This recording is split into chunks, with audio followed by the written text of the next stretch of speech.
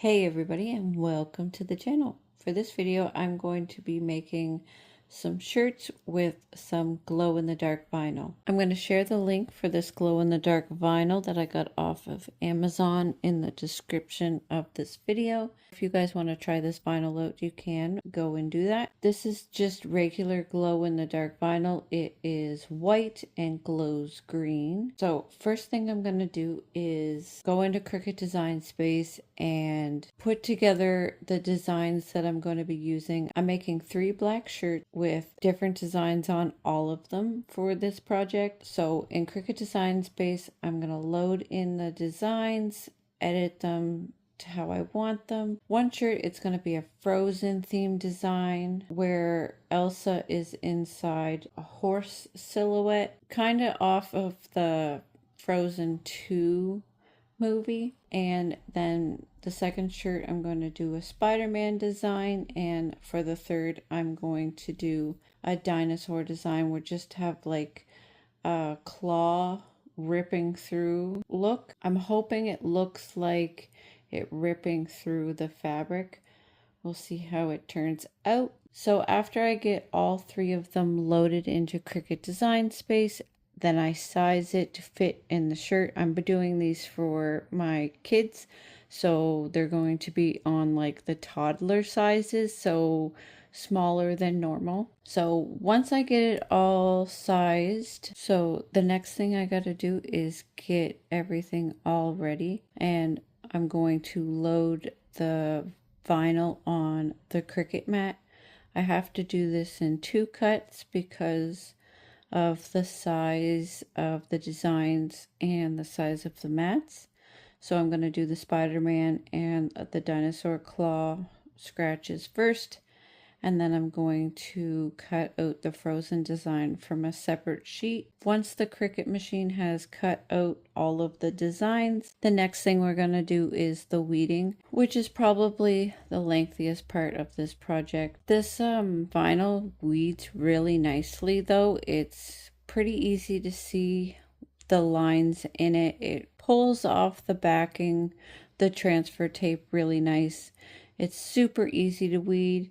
It cuts really nice, as you can tell. All of the cuts cut perfectly. So once I get it all weeded, I'm going to then press it onto the shirts. So while I'm finishing up the weeding, I'm going to let the heat press heat up because that takes a little bit of time to get to the right temperature.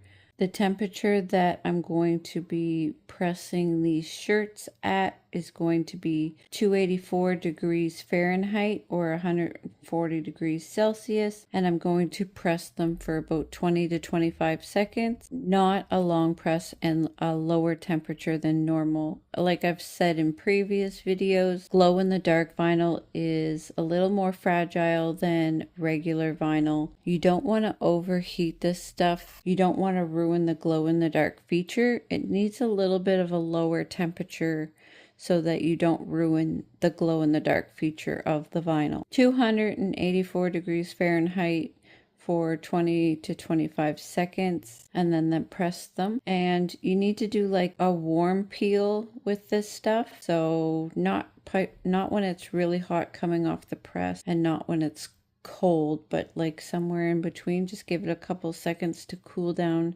a little bit, and then peel the transfer tape off. And then I always repress vinyl after I peel the transfer tape off, about 3 to 5 seconds, just to give it a good press after I've got that transfer tape off. It really makes sure that the vinyl is on properly to the shirt. Ever since I started doing that, I have not had a problem with vinyl peeling off shirts, but it is extremely important that you make sure that you use the right temperatures when pressing shirts, depending on what vinyl it is you are using. Every vinyl brand, every style of vinyl is different and needs to be pressed at the correct temperature. Most vinyls come with instructions of what the temperature and pressing time that they need. So once I've gotten all of the shirts pressed, I charged them up in the sunlight for a little bit and then gave them a test to see how they glowed in the dark. Let me know what you guys think of these designs and the glow in the dark feature in the comments below. Which one is your favorite? I hope you guys enjoyed the video. If you did, hit the like button for me. Leave a comment down below. Let me know what you guys think. If you have any questions, any of that good stuff. If you're new to the channel, remember to subscribe. I do all kinds of crafting related content. Thank you guys for watching, everybody. If you want to see some of the other stuff I do, here's a playlist for you. Thank you guys for watching. I hope you have an awesome day. Happy crafting, everybody.